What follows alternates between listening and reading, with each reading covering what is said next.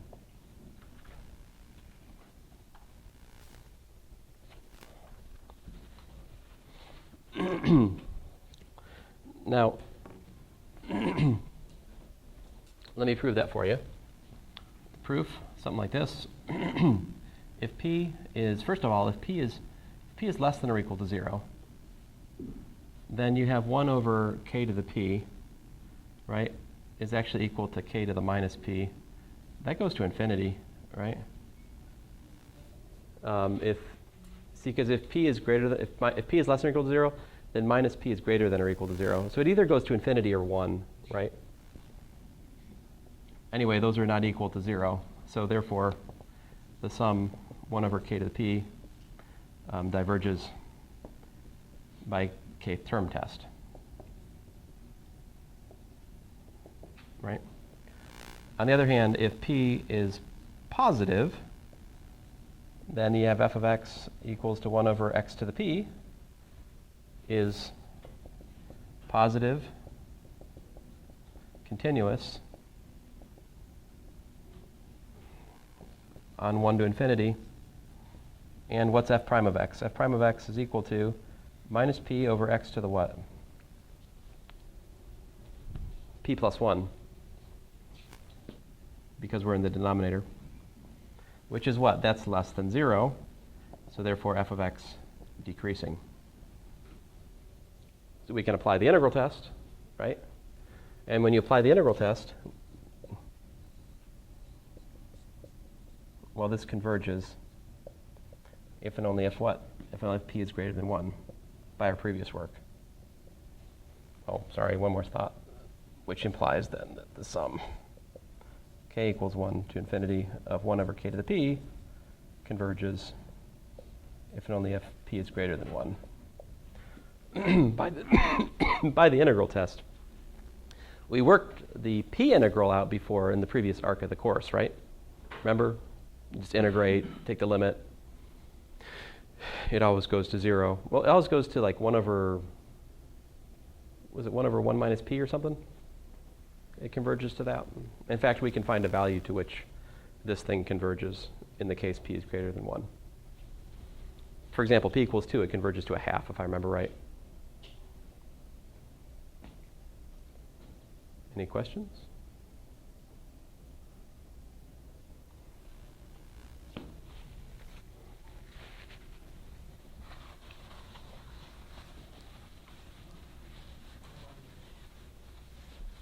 What's that? You have one question? I have 1 minute. That's not a question. That's the most annoying of all comments.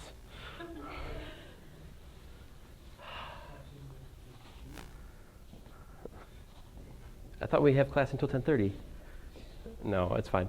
Listen, that's the end of 12.3. Of course, I could do more examples here, right? And I will.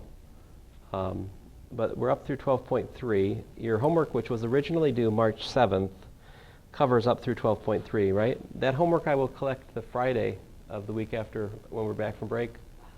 So I give you, a few days to work on it. But I'm being generous there, right? I don't really expect that it takes you all week to finish these 3 sections of homework. I will then collect the 322 homework probably the Tuesday of the week after break, which would be, what would that be? I don't know what that would be. I need a calendar saying, oh, you Google Calendar, dead to me. What is it? Anyway, the Tuesday. Oh, wait a minute. I have this thing called it's like sitting right in front of me. Idiot. Not you guys, me. What's that? Well, it would be due the 29th. Yeah, the 29th is when. So the ones which were originally due the 22nd will be due the 29th. Right. Most likely. Okay. Just to give you a sense of where you might, if you are working ahead, think about doing that. Up next is the comparison test, the root and ratio test, absolute convergence, alternating series. It's really kind of more of the same, but I would say it would be wise to at least finish through 12.3 if you've got time to work on stuff over break. So, otherwise, relax. Thanks, guys. Have a good break.